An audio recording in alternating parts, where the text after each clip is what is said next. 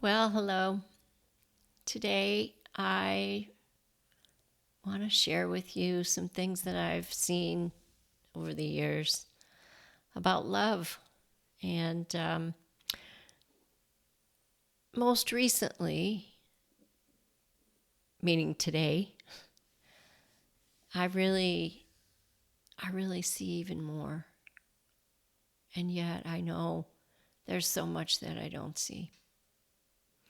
And it kind of all began this curiosity, this interest in seeing what else there was to see about love, followed news that I received yesterday evening that my cousin, who's a year and a half younger than me, had died a couple months ago, actually. And we'd lost touch with her and her brothers, but one of them was able to get through to my mom. And so we got the news. And my mother and I shared our feelings of loss and grief and regret. Um, but that's a topic for another podcast. Because what I started to see was that love is the essence of who we all are. And with the death of my cousin, with the no longer her body, her in form present with us, it became pretty evident that there's something that is eternal, that never dies, that is here, was always here, and will always be here. So here we go. What do I see about love? You know, we kind of have an abstract idea of what it is, or we think that love is an emotion, a feeling, and that it's fleeting. It can come and it goes, and it's changes, and it's dependent upon people and circumstances and how we're feeling otherwise.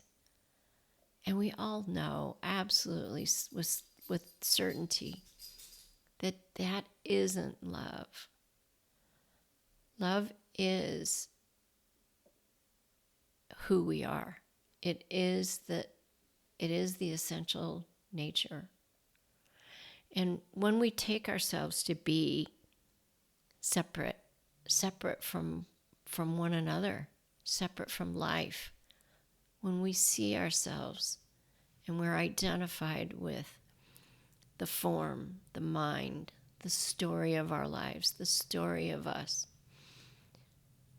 it's very easy to forget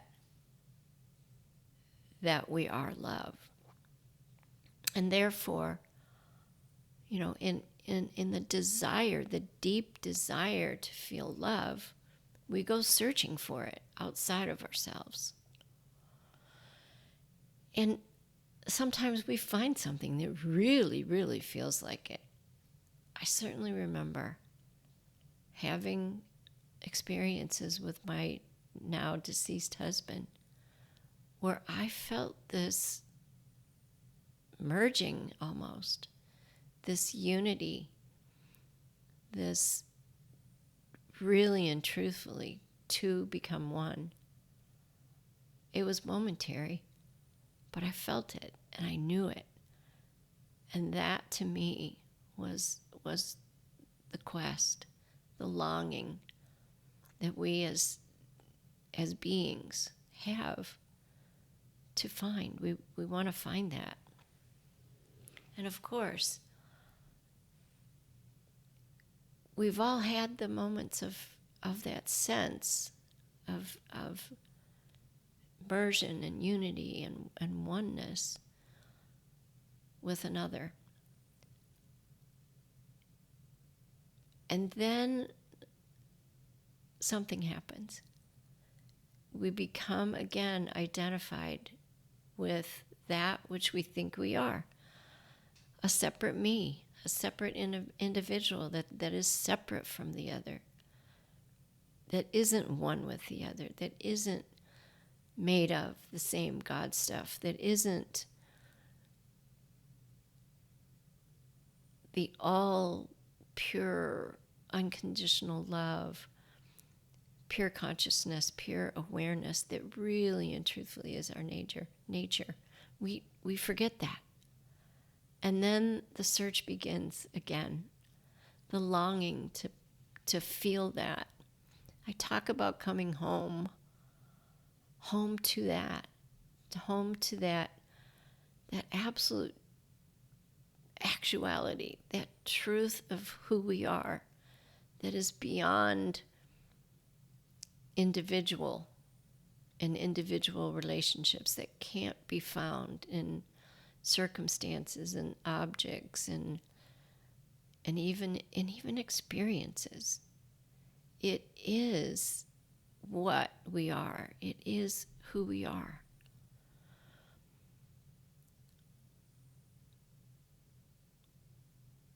And any sense that we have that exists outside of us, the search is only going to lead to disappointment, because what we're seeking is actually what we already are. It can't be found outside of us.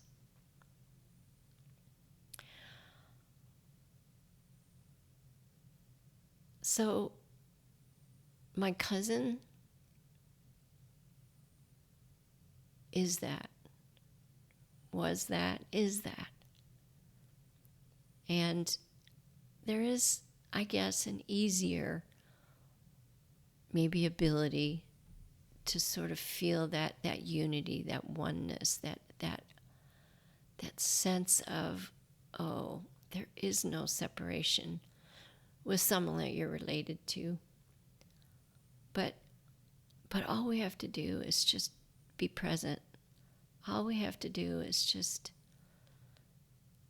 for even a fleeting moment, see if we can just bask in this understanding that I know you know, that we aren't separate as individuals or even from life itself. For me, I get that sense being out in nature, looking at a baby, petting my dog. It's right there.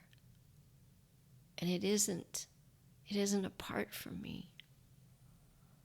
It's always accessible, even when our loved one, the other, the apparent other, even after the death of their body.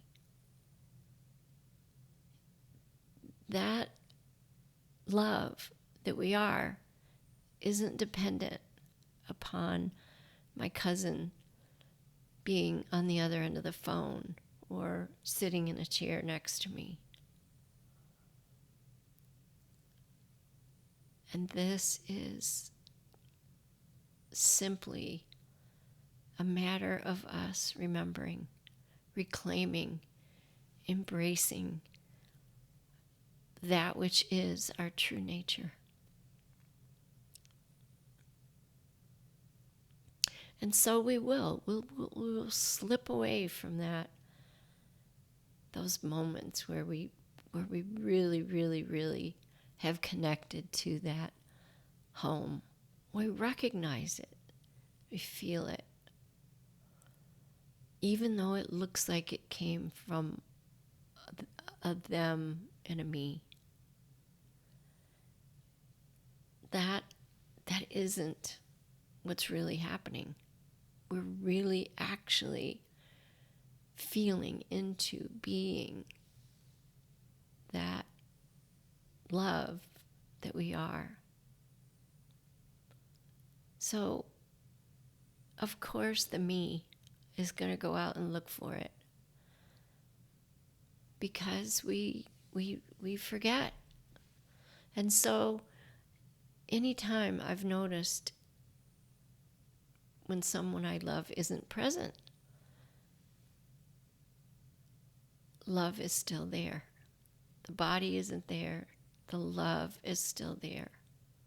It has nothing to do with what's going on outside of me.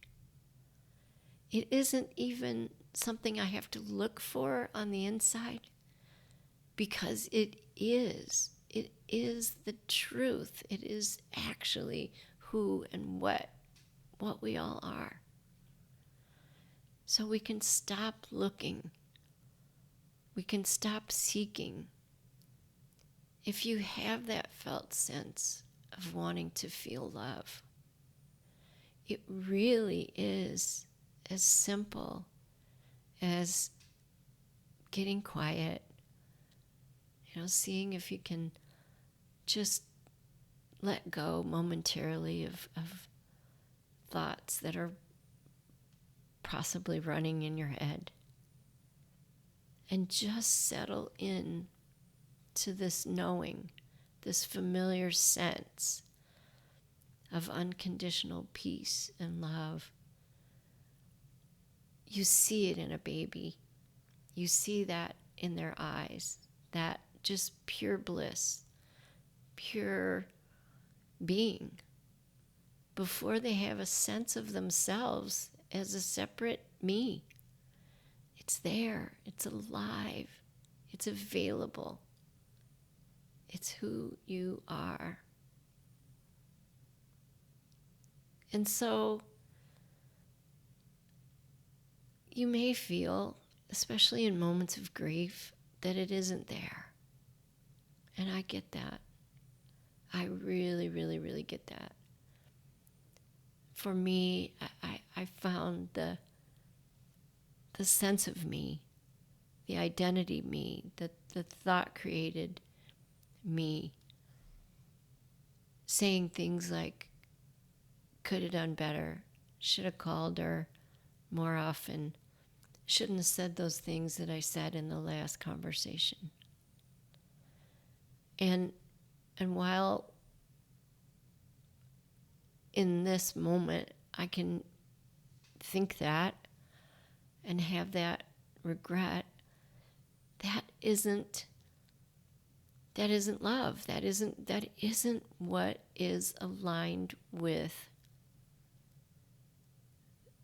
the cousin and the me that is this one loving being, alive, pure awareness of simply just being.